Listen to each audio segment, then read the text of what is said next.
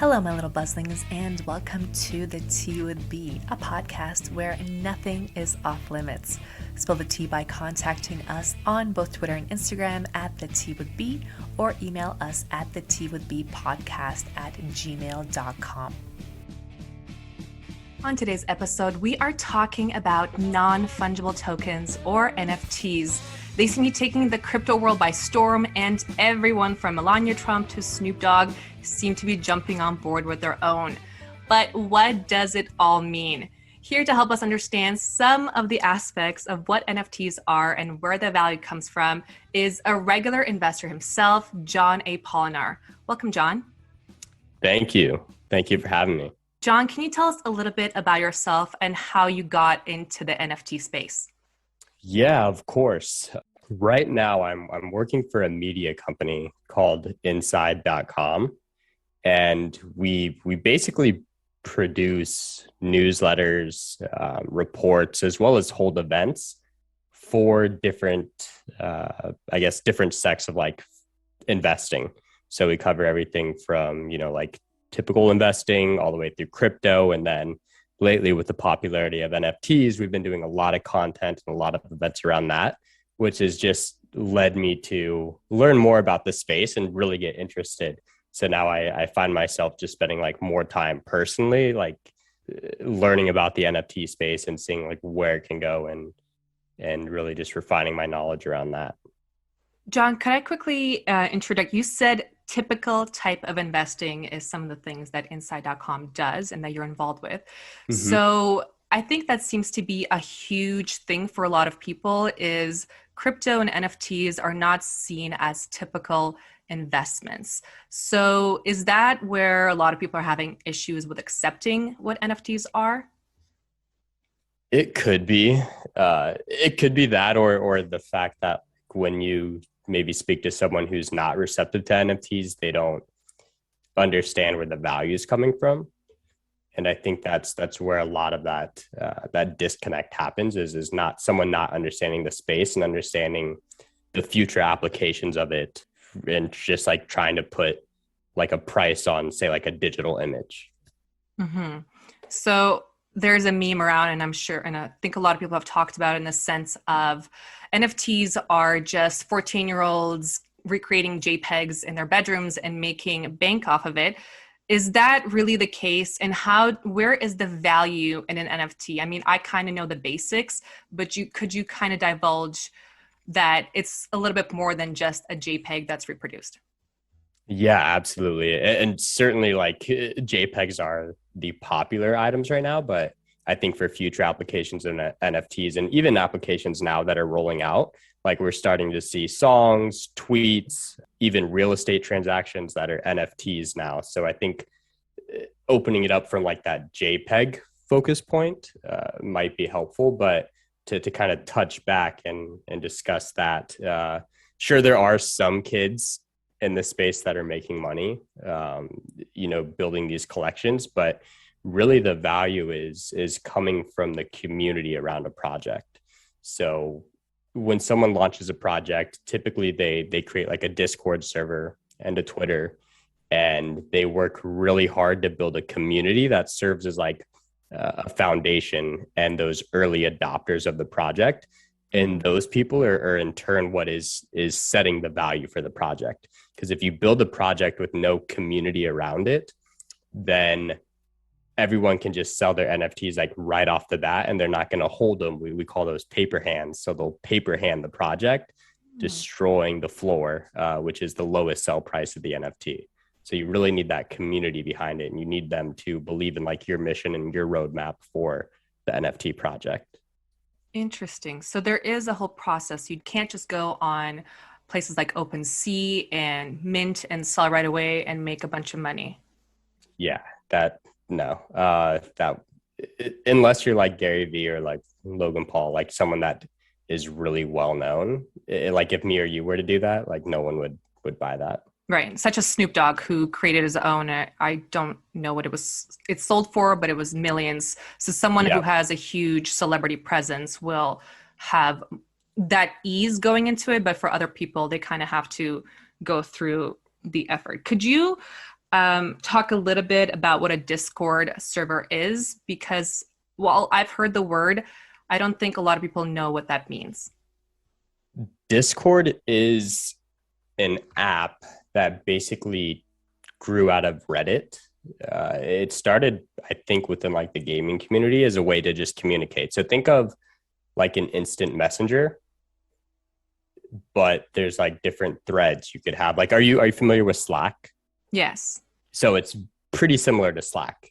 You have like different threads around different topics within the project, maybe like announcements, giveaways, roadmap, whitelist. Whitelist is like people that are able to mint a project early, but within this server, there's all these different topics, and it's a way for the community to interact with each other, as well as get updates from the development team on what's going on with the project. I see. So, and this is a bit of a question for me as I'm talking to you about this, is what you're talking about, the Discord server, is that really similar to kind of the white pages that they have when you buy crypto online? It is not. Oh. Yeah. So the Discord server basically is serving as like the hub for interaction with the team and the community.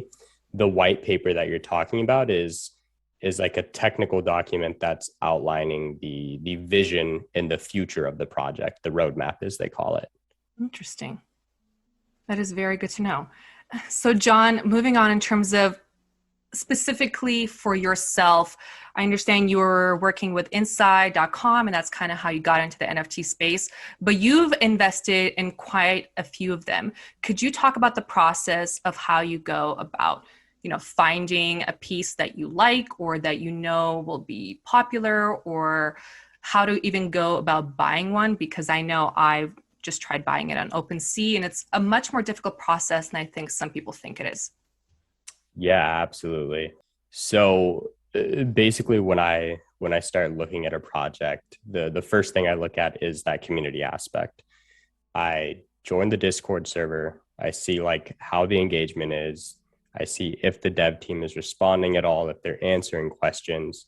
And if it looks good from there, then I'll kind of take a deeper look and like explore the white paper that they have online, which is outlining like their future hopes for the project, and see if the project has any utility behind it. That's something we haven't discussed yet, but a lot of these projects have like utility around them, meaning like a use case. So in like some NFTs, you can stake them, basically put them in like a community wallet, and that'll pay you passive in every day that they're staked. So that'd be like a use case of utility. Or some of them are for like video games. So you'd have to buy the NFT, and that would serve as like your character in their video game. So that would be like another use case of utility. So I look at the utility, I look at the community, and then I look at also like other notable wallets. So other notable buyers that have bought into the project. And you can see that really easily on OpenSea. If you like go to the activity, you can see who's buying what project, and then you can go to their wallet and see what else is in their wallet. Mm-hmm. And are there, OpenSea, of course, is the most popular platform that a lot of people use, and I believe Solana. Mm-hmm. But what are other ways that people can even find out about NFTs? I mean, you said about the Discord servers. What other ways can people go about buying these NFTs that may be a little bit easier to access, but maybe won't have the same transaction history like OpenSea? Yeah, that's kind of the challenge. So for the most part, people are buying them on exchanges, which would be like OpenSea. So OpenSea is an exchange on the Ethereum blockchain. And then you mentioned Solana, which is another blockchain ecosystem that has its own project. And like on Solana, there's Magic Eden, there's Solanart, there's SolSea.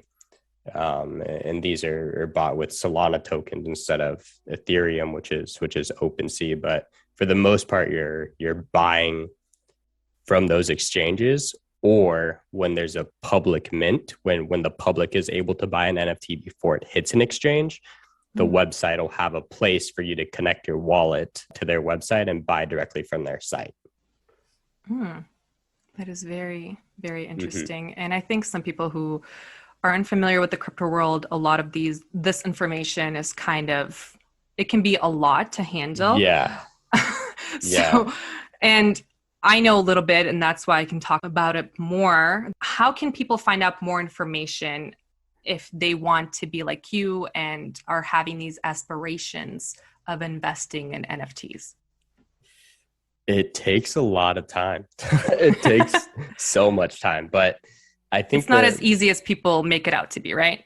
right, right. It's really hard to find good projects and really hard to find good projects early enough to where you can like flip the NFT and make money. But for the most part on finding information, I would recommend Twitter.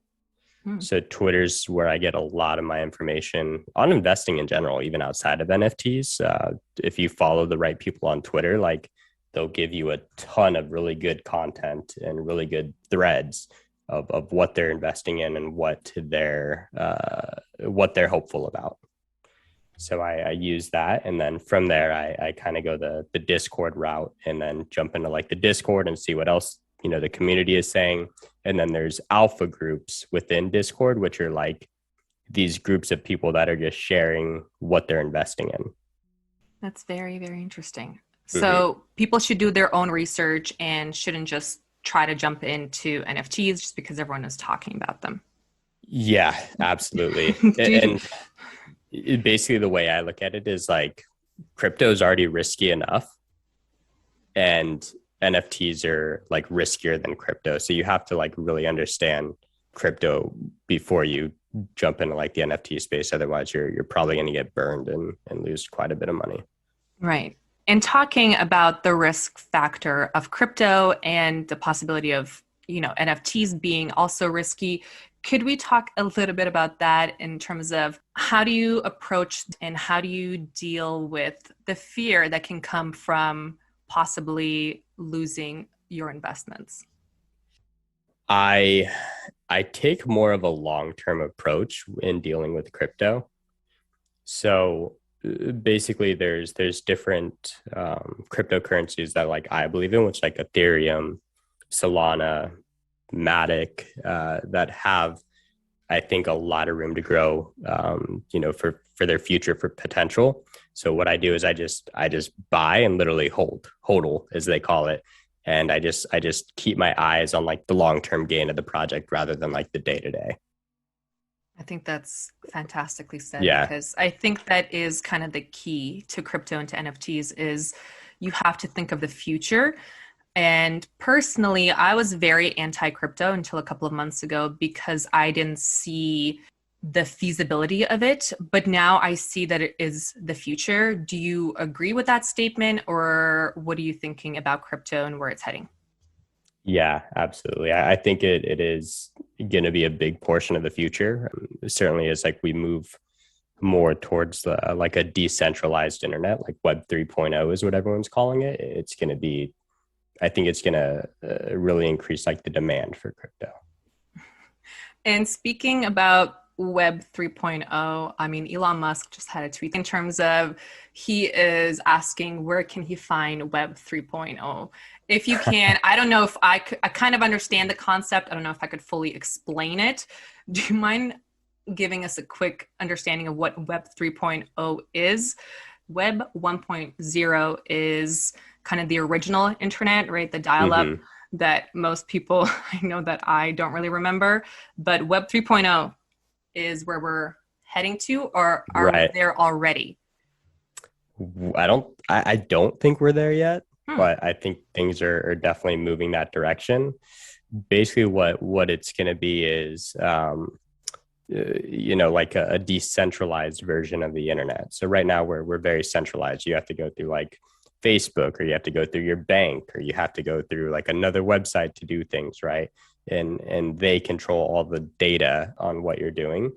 With Web 3.0, it's decentralized and it's on the blockchain. So instead of one company owning like all the data rights and verifying transactions and making sure everything's correct, it's the blockchain doing it. So it's going to be more of like a peer-to-peer network, where like your data isn't stored on just like one company's server. Mm-hmm. And that's really the dream, I would say, with crypto in general, right? Is that idea of having a decentralized income or decentralized money that doesn't have to be controlled by the US government or whatever other government. It's kind of controlled by the people. Is that the correct way that I'm understanding it? Yeah, exactly. Okay. So, and that's why I really started loving the idea of crypto. It's that idea that when it's decentralized, it belongs to the people rather than the higher ups in government who decide to control. And right now with inflation, I think that's very important, but Hmm. not everyone may be on board with the decentralized idea. Have you met people like that? Have you met doubters of crypto that you were able to have a conversation where they changed their mind, or will doubters always be doubters? Haters gonna hate. Haters gonna Uh, hate. That's a much better way of saying it. You're right. yeah, yeah. It's people are they have their own opinions, right? And sometimes they're valid, but a lot of the times, like and certainly speaking with like the crypto space, like a lot of their opinions come from not knowing. Mhm. And if you can just basically what I do is just try to provide like as much value as I can and like talking to them and like sharing why people like cryptocurrency, it usually like opens their eyes a little more. Mhm. Like now we can, have a currency, like say if your family lives in like a nation that doesn't have like a lot of financial structure around it, like they can have a Bitcoin wallet and you can send Bitcoin to them, in a matter of seconds without having to go through like the government and then the government taking their cut. Mhm. And I've seen lots of information in terms of there are a lot of people who transfer money to specifically to third world countries or wherever they may have some issues in the government and they just get paid a really low rate. But doing something like a money transfer, sometimes the fees with that are incredibly expensive. Yeah. And that's the And point it of takes crypto. forever. Yes, and it takes forever in crypto, it's within minutes.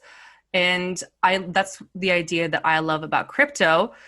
And while that does sound amazing, there are some issues specifically with Ethereum right now in terms of the gas fees. They can be Right.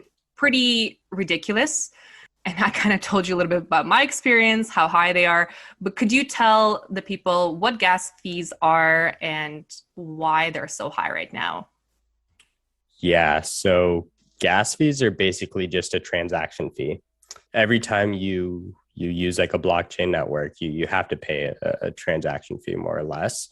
And the reason why Ethereum is so high is because there's so many like projects and so many different people using Ethereum right now to where they're trying to like slow the rate of transactions down by increasing those gas fees. Interesting. I did not know that was the reason. Yeah. So basically, like, there's just so much demand right now. If you're just sending like $10, it's probably not worth it to pay the gas fee, right? Yes. So they're trying to kind of like weed that out, and you see it on OpenSea a lot. Like when you go to buy an NFT, since OpenSea is mostly like Ethereum, like you go to buy an NFT on there, and like the gas fee is $200 to $500. Yeah. I noticed Yeah. that. I even noticed that minting something, and this is for people who think that it's so easy to just mint an NFT and get it out on OpenSea. If to mint it, super easy, but to actually get it posted, it can cost you up to $300, $500 to post Mm-hmm. one NFT, Yep. from what I heard. So that's kind of you got to have a different mentality if you're really committed to minting and selling NFTs. You got to pay that upfront. Could be thousands of dollars. You got to be prepared for that. Right, right. And there's ways to pay less gas fees. Like Solana is really popular right now because the gas fees are pennies basically. Mm-hmm. So when you go to buy an NFT or you go to sell your NFT or go to mint something on Solana's blockchain, it's pennies, but that also creates its own problems too with the project because basically like when you have that low barrier of entry of someone paying a few pennies to buy or sell something, they can sell something for a loss and totally ruin the project floor. And you see that in Solana a lot, not so much Ethereum, just because the gas fees kind of Hmm. prohibit them from like paper handing a project and selling it early at a loss. And I actually really agree with that mentality too, because although the world is to some degree, some are talking very positively about NFTs and others are talking about it very negatively. I really do agree with a high gas fee in terms of people whose work matters and who care about the space should be the ones that are in it, not the doubters who decided to, do whatever and post something really quickly and pay nothing. Right. With Solana, though, the problem is that you can't attach MetaMask to it, right? Though and MetaMask is the most popular kind of wallet that you can have in terms of buying. Yeah, you can't attach MetaMask, but you can use Phantom. And in my opinion, Phantom is like the best wallet out there. Best virtual wallet. Why is If that? you use it, just the interface is just so much better than MetaMask. Like MetaMask feels kind of like Internet 1.0, like Web Mm-hmm. 1.0, and Phantom just feels like it's just like a better, upgraded, sleeker design, a lot easier to use. And it's basically used for Solana, but there are some other tokens you can store on it as well. And I think they're going to open it up eventually to like Ethereum and everything else. What I heard is being compared to is Ethereum is kind of the oil and Bitcoin is the gold when it comes to the value of cryptocurrency and where the world is going. Do you agree with that, or do you have a different perception of what those two are? Yeah, for the most part. I think in my mind, long term, Ethereum has a lot more utility behind it, whereas Bitcoin is Right, mainly I just a agree with that. spend coin. Mm-hmm.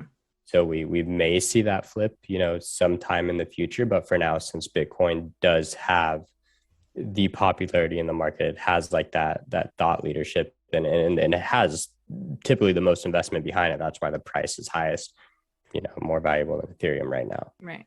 But if you're kind of starting out, for most people, entering Bitcoin is a little ridiculous. The last I checked, I think it's at 50,000 or so, maybe Mm-hmm. higher or lower. So that's a different space to get into. While Ethereum, it's a little bit easier. You can buy it on Coinbase, I believe, and I think a lot of different wallets sell it. So I do agree with you that I think Ethereum is a little bit better, but those gas fees are definitely a killer right now. Yeah. John, I wanted to quickly go into how do people make, there's a lot of people wanting to make instant money with NFTs. Is that a possibility? And how do you eventually make money? Do you just hold on to whatever NFT you have? And you're right in terms of the kinds that you can buy. It is not just a JPEG. You can buy domains, you can buy audio clips, you can buy a lot of different things. How do you make money and how do you think of this investment for the future? For the future, I'll start there. I think the value is going to come from holding NFTs, but for now, basically how people are making money is flipping.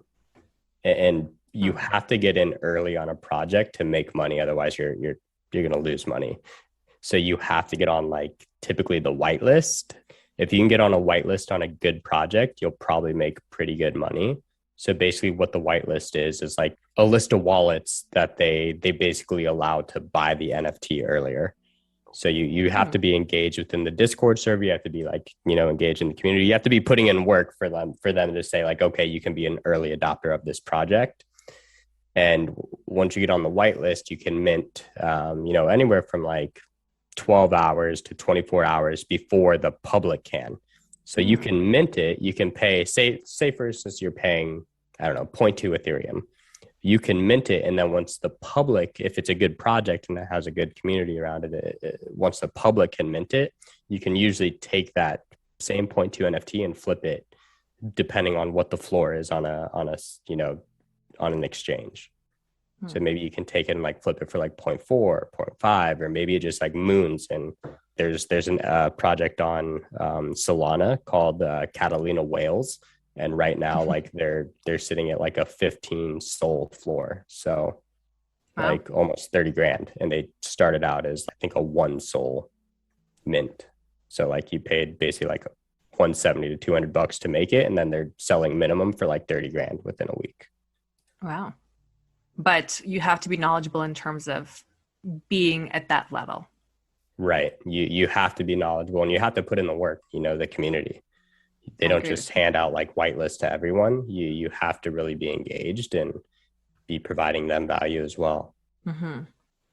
And John, I don't know if you remember this. A couple of years ago, there was a little bit of talk about crypto, but the perception that I got, it seemed to have all shut down after there was a lot of safety issues in terms of people could easily get codes and copy them and essentially steal other people's cryptocurrency really without any effort. How is the safety in the crypto world right now? That's one of the big barriers I think for mass adoption is unless you know what you're doing, like it's really easy to get scammed in the space. There's a ton of people that are scamming and it looks legit. Like they'll send you links and they're like, hey, like link your wallet here to get on a whitelist. And if you do that and they get like your wallet address and they have like some type of form to enter your recovery key, which you never share with anyone, like Mm-hmm. you're screwed. They have access to your wallet and they're going to take all your stuff. So you have to be mindful. Like basically the gold standard is like never share your recovery phase with anyone, no company, like no one, just you. Write it Yeah. down on a piece of paper, put it in like a safe or memorize it if you can. But yeah, there's always that issue with security and basically people getting scammed. Mm-hmm. I've seen that. I think MetaMask yelled at me quite a few times while I was setting it up in terms of never give out your recovery phase. But there's a lot of different things that are being sold in terms of safety and write it down on paper, and you can have things in a safe and on a hard drive and all that stuff.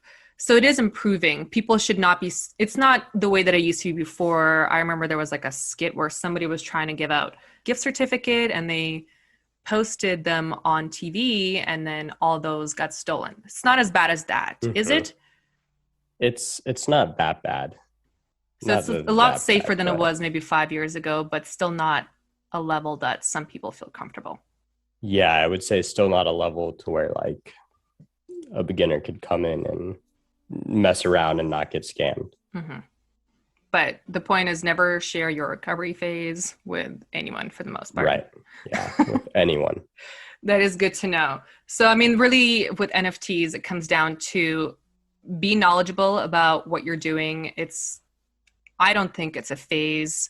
I think we're going to continue to grow in this crypto world and grow more into NFTs. And I personally think that everybody should own some crypto for the future. Hmm. Are you as optimistic as I am? Yeah, I basically put all my liquid net worth into crypto. Wow, you're that confident. Yeah.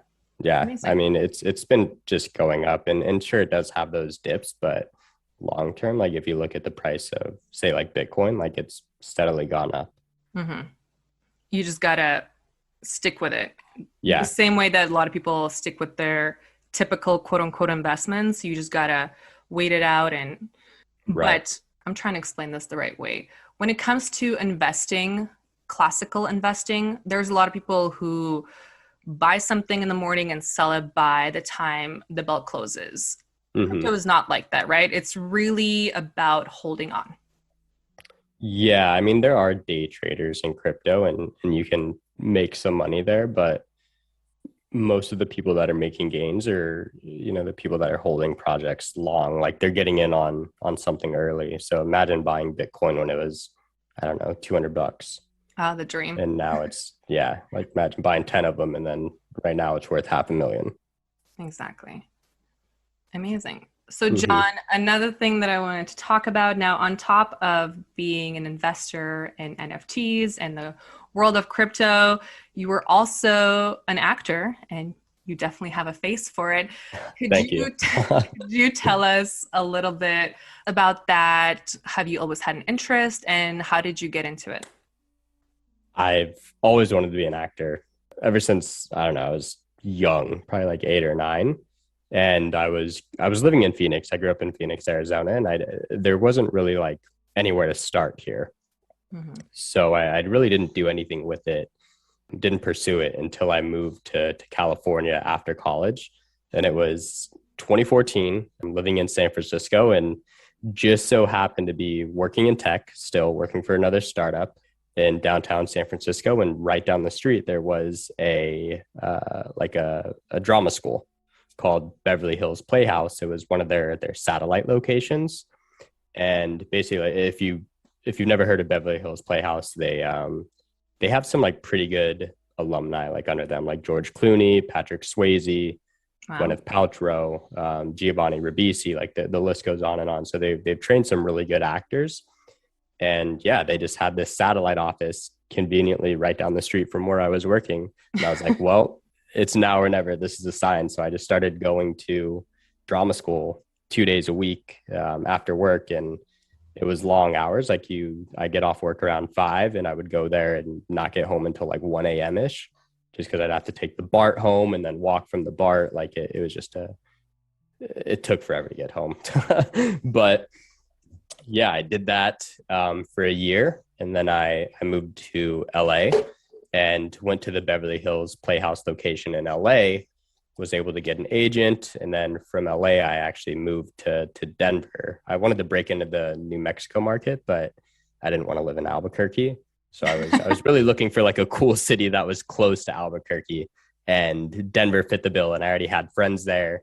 So I was like, okay, like, yeah, I'll check out Denver. And yeah, ended up getting into the Albuquerque market and booking like my first big role, which was a Disney project. If you guys have seen Stargirl, I You're played the role of Wayne. right. That's So amazing. I booked that from my New Mexico rep, and then was able to get an LA agent and an Atlanta agent. And I still take classes every week, every Wednesday night. I'm still going to drama school and just really refining my craft. So I love that, John. Could we talk a little bit about, and something we've chatted about is my mentality is you really got to be committed to something that you love and you got to put in the effort. And I mean, you were going to work and then to drama school and taking all these classes, and you're still taking classes. You are Mm-hmm. on a Disney show and yet you're still taking classes. Could you talk a little bit about that commitment to your craft where you're still willing to put in the work because you love it so much, I'm assuming? Yeah, yeah. I mean, I love it. There's definitely times where it's frustrating and it makes life challenging. You know, just the basically the way the industry works is you don't get a lot of time to prepare for auditions. Like sometimes it's the next morning. Like I'll get an email at like 5 p.m. and it's like, hey, they need this, this audition in by tomorrow at 10 a.m. And it's two or three different scenes. And I'm like, damn, all right, well, I guess I'm Wow. staying up all night. So there's that aspect. Like you have to be ready to commit to that mentally, and you have to have like a flexible schedule to do so. Wow. That would be like my advice, and the reason like I do it is just because I know that there's someone out there that's doing the work. So if I don't do the work, they're going to be already one step ahead of me. Hmm. I love that. I think Mm-hmm. that is so true. And you got to put in the work for the things that you love. And Yeah. again, you're an amazing example of the fact that you're still going to acting classes and committing all this time and effort. So tell me the first time that you were filmed. Sorry, I'm trying to phrase this right. The first time you were filmed, the first time you were on camera. Um, First time. how did that feel? Nerve wracking. It's still kind of nerve wracking. It doesn't really go away. But the first time, it was just a little like independent film in Denver. Or no. Actually, it was LA. Yeah, I did like an independent film in LA. It's a web series now called Don't Call It Frisco. So actually, we didn't film in LA. We filmed in SF, but I booked it when I was living in LA. Mm. So yeah, I got like the role of this like Orange County skater punk. And I remember the audition, like the character had to like skateboard, and I was like, oh, sick. Like I grew up skateboarding. So I went into like their office and they had like a little mini ramp, which is like a little half pipe. Mhm. And they're like, yeah, like go ahead and just do whatever you want. And I was like, sick. All right. And I was just, skating around and they were just giving me lines to say. And that was the audition. It was very informal. Like usually they're not like that. But yeah, that was the first thing I booked and ended up filming the scene. It was just one scene within their web series. So I wasn't like a huge character, but it was a cool experience. And I was like, damn, all right, first one. That's amazing. But I bet Yeah. that experience of just being there and participating. I mean, I have anxiety when it comes to being on air, so I can't even imagine in terms of being in front of the camera, but even still, you're pushing through and you're continuing.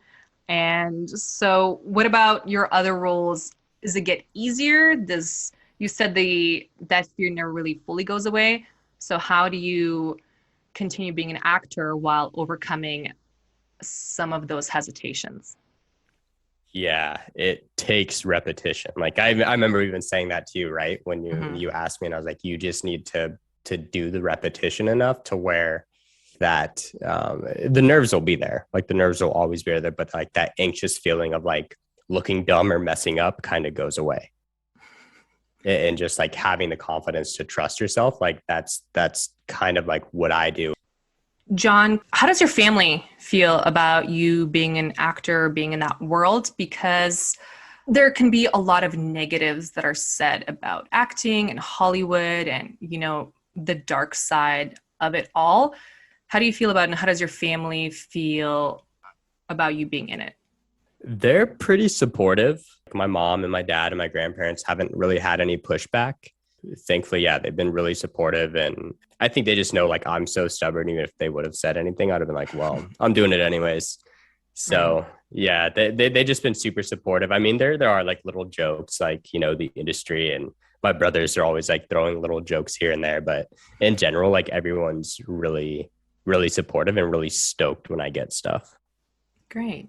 When it comes to acting or when it comes to the world of crypto, the biggest thing is you got to do your research, right? Hmm. You can't just, if you want to be an actor, the same way you can't just mint an NFT and get it, sell it for thousands and millions of dollars. You can't just become an actor. And just like that, a lot of people seem to have the idea of wanting to be in that world and they just instantly get an agent and they think they're going to start running right off the bat. Is that how the world of acting works? No. No, I would say for like 99.9% of people, hell no. Usually they say like an overnight success in Hollywood takes 20 years. Mm, And from what I've seen, like that usually holds up pretty true. Like you're going to be in the trenches for a while, at least a decade, to where you're just constantly auditioning, getting like a yes here and there, but it's like, no, no, no, no. And it just takes time to A, get your connections, but B, for like the casting directors and the producers that you're always networking with to figure out what to do with you. hmm. I've never heard that saying, and I love it. Yeah. To be an overnight, it takes 20 years of work. That is Mm-hmm. very, very true. Well, Jack that's Nicholson, like George Clooney, Al Pacino, like all these guys took like 20 plus years of them in Hollywood for them to be A-listers. Mm. And I'm sure, as you said, once you keep practicing and keep doing it, a lot of it just becomes muscle memory in the sense where, yeah, of course, there's going to be a little bit of those butterflies before you actually go on, but you get over it, right? Because you know that you put in the work, so you don't fear it as much because you know what you're doing. Yeah, you trust yourself, and your imagination just gets better. Like it's kind of like a muscle.